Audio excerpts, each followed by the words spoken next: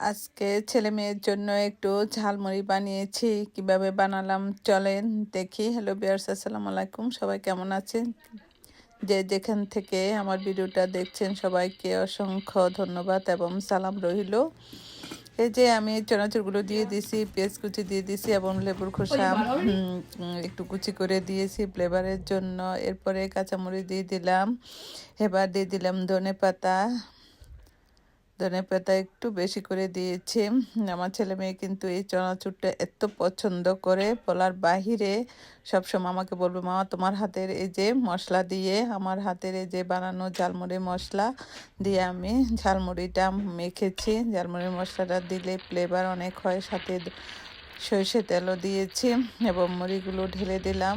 সব কিছু পরিপূর্ণ হয়ে গেলে এই যে আমি মাখা স্টার্ট করেছি।